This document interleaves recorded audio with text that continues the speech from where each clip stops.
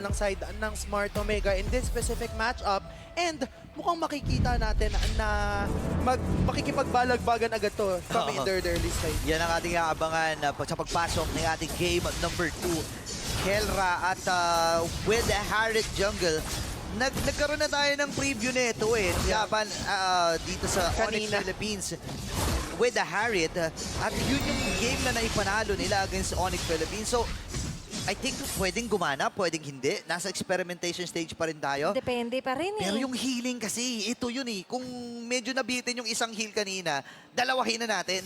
Hindi lang yun kahit si Ryota, kahit di na siya masyado samahan dito, especially with the Ruby. Parang first field house goes ng alam siya dito, palag-palag na siya Napa-flicker out doon si Atoy R, pero mukhang yun lang din naman yung goal niya kasi baka mahuli siya nitong si Lord JMAR with that combo na onward plus Earth Shatter. Yeah, and kapansin-pansin 4 na agility para dito sa mga emblems natin na Tina. And imagine, ganun kabilis nilang pinupunan na nga lang din yung movement nila here for Minana. Nagmamadali sila. So it's a possible early na target dito for Minana. Habang for Smart Omega, dalawa yung naka-guilty. Isa pa rin syempre ang naka-Wilderness Blessing. And looking at this one, for Smart Omega naman, syempre, kung gusto mong mabilisan itong Minana, we need to prolong the round. Yeah. We need to be the ones to set the tempo. And speaking of which, ang dami nilang pang set, hindi lang ng tempo, pati ng mga plays dito with Etomax and Chakno. And the movement speed na napi-provide din kasi dito ng Holy Healing.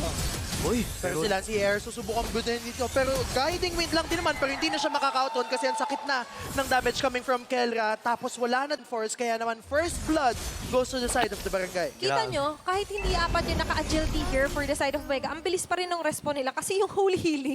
Diba, nag-i-slide na nga yung isang Harit. What more? With the amplified na nga lang din na nabibigay na version ni Etomax for him. And aside from that, maging pulahan man this early si Kelra, there's a motivation na mapaprovide din kasi ni Chakno for him. And yung mga yung mga stomp ni Chakno, doon natin masasabi, ito yung classic na Chakno na inaantay natin. Nung game number 1 kasi medyo passive yung hero niya. Diba? And this time, set-ups ang aasahan pero mamadaliin.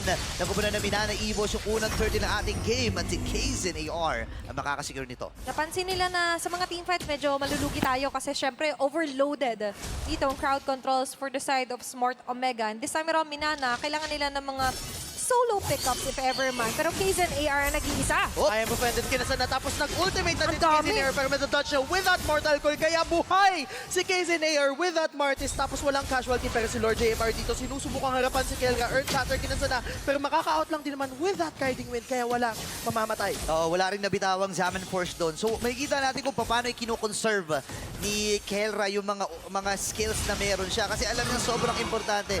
And hindi rin ganun kababa yung cooldown nun. So kaya kailangan niyang alamin kung kailan yung rightest moment na ilalapag yun. Hindi siya nakakampate na hindi lang dahil tumama yung Holy Healing or kahit yung Holy Baptism dito with the Minion Fury, but still he's waiting for that opportunity to pop those, pwede na sabihin, Cruz ng Calvario. Pero for Minana Evos naman, napapansin natin, hindi sila nagpupumilit for this round na kumuha nga ng mga pagsabay dito ng mga kills against Smart Omega.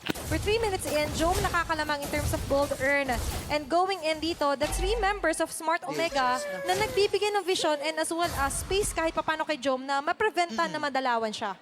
At saka gusto ko lang sabihin dito, kung 4-man na agility para sa Minana Evos, dito naman para sa Smart Omega, 4-man flicker. So, more on the, sabihin na natin na surprise ang kanilang ihahatid dito. Kasi ang dami mong panghuli. Si Ryota, pwede siyang magstay lang dun sa kanyang base para humatak lang, di ba? Oo. Tapos aside from the fact na naka 4-man agility yung side ng Minana, 3-man yung sa kanila, meron ding Wilderness Blessing.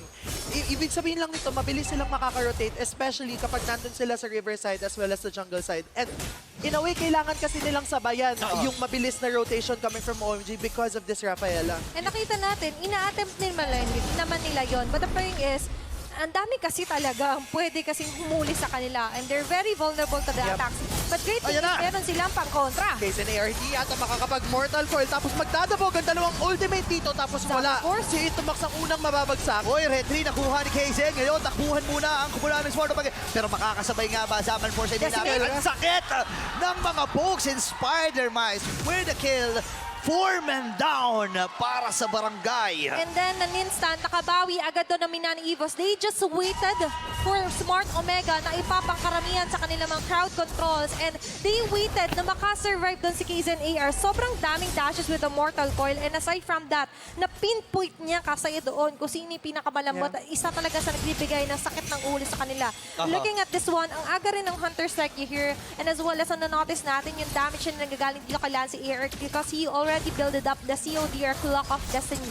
Habang for Smart Omega naman, kahit sabihin natin nakakapag-form ng malaya dito si Jom, but still, onto the numbers, nakakalamang ang Minana dahil nga sila na ngayon na may hawak ng gold lead. On the damage dealt, Lancy AR Grabe, holds oh. most of the damages kasi nga nakita natin yung pang-terrify, yung Shadow Strike niya, sobrang sakto. Na-interrupt and na-disrupt niya yung members sa Smart Omega. Oo nga. And because of that, no, sobrang laki din ng space na nabibigay ni Lancy AR, especially because of this Claude, na alam naman natin medyo item reliant talaga. So aantayin nila na magkaroon pa ng power spike habang dito sa top susubukang mag-create ng side ng Oray. Masakit na din yung mga Bruno coming, yung mga bola coming from Chom, pero si Chuck Likod! bibigyan natin dito. Apat Sandwich! na miyembro ng side ng Minana Evos ang nandito. Makikita nila doon na si Chom tapos simubukan siyang bigyan. Umuna nang bumagsak doon si Chakno with that Minotaur. Kaya naman back away na lang daw muna kasi dalawa na ang nawala sa side ng Omega. Grabe. Double kill kagad. 6-1 ang ating score. At lumulobo ng kalamangan ng Minana. Ha? Inaantay lang ng Minana na ipop mauna yung Minion Fury, siya kasi sila magka-counter go. Kasi napansin nyo na alam nila bibigay itong lahat ng resources, attention kay Jom. And what we need to do, i-hold nyo lang yung lane, hayaan silang lumalim.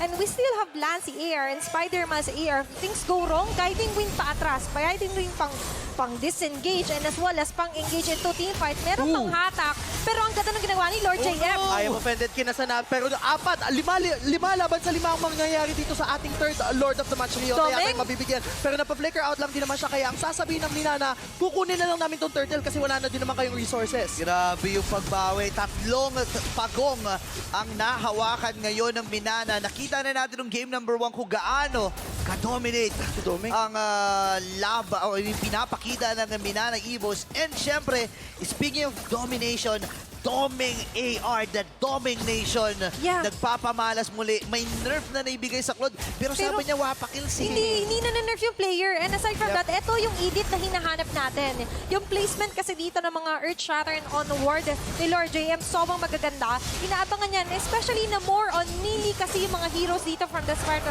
side of Smart Omega. Kaya nga abangan niya lang dito, meron talagang lumapit at hindi siya mag-double or hindi siya magda-double tank na gamitin na nga lang din yung kanyang Onward and Earth Shatter. And aside from that kasi, hindi lang naman setup yung nabibigay niya. Nandyan na naman yung damage once a Primal Rat is activated. And speaking of which, pansin nga natin na bakit nga rin din ganun kasakit at ganoon din sila parang nasusustain kasi naka-flash of Oasis na rin dito. Agad si Spider-Man's AR. Yeah, and gusto ko lang sabihin yung gantong klaseng composition kasi para sa Smart Omega, i-imagine mo na parang meron ka ring assassin. Kasi medyo reliant sa buff ang isang, ang isang Harriet. Yep. And gets mo yung idea nila Kung Sila, JM. mabibitin sila dun sa magical damage, meron naman silang Harriet. Kaya lang ang problema, buff-dependent itong hero Wala na to. lilikuran. Uy, pero lilikuran ata nila 5 yan medyo nakakatakot for Kaizen AR. 5. Kaizen AR makikita yata dito ang mga side, pero ang ganda ng I am offended play. Napapa-purify lang din naman to si Spider-Man. Tapos 100 CP per minute. Wow, eto na. Coming from Lord JMAR. Oh my Eto na, gosh. yung angas na dala-dala ng Minana Evos. Napapasigaw ng boost yan habang tumitipi And ito yung hinahanap natin ng matagal na para sa kupunan ng mga Tigre at 7K gold lead, ladies and gentlemen. Wala pa kasing flex emoji dito sa laro So recall muna sila dito.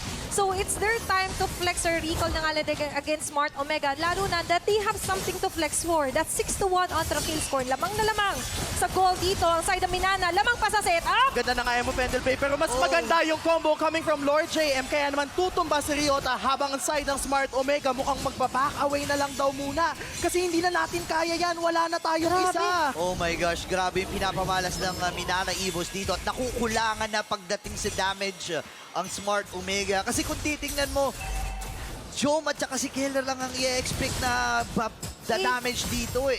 Yun nga, hindi pa sila nakakapwesto na maayos. Kasi nga naman, lerong Lord JMAR na kanina sinabi nga ng ating mga insiders na sharpen their claws na nga lang din. And nagiging claw machine ka siya dito. Diba? Napipinpoint niya kung sino yung tatargetin dito from their side. At nabibigyan niya ng, pwede na sabihin, ng respect na nga lang din dito. Yung ginagawa ni Spider-Man sa AR. Circling Eagle kinasana para napaayam offended na lang din naman doon si Atoy Ara habang yung first Lord of the match ay tinutunaw yung mid Oh stop. my gosh. Susubukang mabigyan pero makaka-back away na lang din siya Baba. habang ang call ng side ng mga Tigre ay push lahat ng inhibitor turrets tapos back away kasi worth it na yon with that 10k gold lead. Ramdam mo yung gigil, ramdam mo yung ramdam mo yung gutom ng Minana Evos na ito yung matagal nilang inantay. May kita natin na yung mix and match and yung pagsasanay nila pagdating doon sa mga players na pinagpapalit-palit nila, nagbubunga na at ito na yung fruits ng preparation, ito na yung fruits ng kanilang paghahanda at nakita natin ngayon. Imagine mo, Omega ang kalaban mo, tapos 10,000 yung lamang mo. And kita mo ngayon, lamang na lamang pa rin si Paldomeng AR pagdating sa 8K. gold earned. That's a 8K versus Jom na ngayon sitting on a 6-4 lead or pwede natin sabihin network. And aside from that, sabi nila kahit masetapan tayo niyan, huwag kayong mag-alala. Meron tayong Matilda Airlines, Gomcraft Spider-Mas na he's the friendly neighborhood na magliligtas sa kanila. And for Minana, napapansin kasi natin dito, kahit si Kaizen, hindi siya ganoon na pwede natin sabihin napapa-aray sa mga football na nilalatag dito ni Jom. Kasi sa napapansin natin, he knows na kahit naman mabawasan ako, atras lang ako. There's also Lancy AR for the counter play against Smart Omega. At isa rin sa tututukan natin is how they balance out the minion wave. Isa lang ang nabasag na Smart Omega dito na turret against Minana and nahihirapan sila kasi kailangan din nilang balansehan at the same time. Basag yung base turret on the mid and even the bottom side. So clearly, Smart Omega, ang dami nilang kinakatakot dito. They have so many situations sa kailangan nila i-prevent. Pero ang kailangan pa rin talaga nila dito is a very powerful na setup coming from Chakno. Pero hindi nangyayari yun kasi nga, lagi siyang nauunahan din dito ni Lord JMAR. Oo, tapos walang pag-atubili yung side ng mga Tigre. Nabigyan si Chakno every time na siya yung nakikita. Yes, 1-1 itong si Kelra and si Jom with this Bruno 0-1. However, hindi nagiging enough kasi hindi din sila nakakapag-dish out ng enough damage output dahil nga naman wala na yung mga humaharap at tumatangke sa damage na binibigay ng Evos. No, kaya lang may nakakalimutan ata kayo eh. Baka Smart Omega to eh. Di ba? Kung maalala natin, may Omega timers eh na inaantay eh. And yun, yung ticking time bomb na dinadala ng Smart Omega, even though na malaki ang kalamangan, yung masasabi natin in terms of itemization, eh may mga 2 to 3 core items na nalamang dito ang Minana Evos. Kaya pa rin to eh. Kaya pa rin. Kaya, pero remember, Minana naman, kabisado na nila kasi nakatapat na nila to. Eto Max, sa pa-flicker out dito, nagdabog na lang din naman doon yung dalawang Tumabog baka. Tapos din! isa na, dalawa, tatlo ang nawala sa side ng OMG. Tapos si Ryota, Dalawa na napapa-out na lang din naman si Jom. Susubukong habulin dito. Pero hindi na siya makakatakas. Ryota! Atoy, umuwi ka na. Kasi mag-isa ka na lang. Tapos kumakatok ang mga Tigre! At ang Minana Evos hindi magpapatinag sa lason at sila magwawagi sa seri na ito.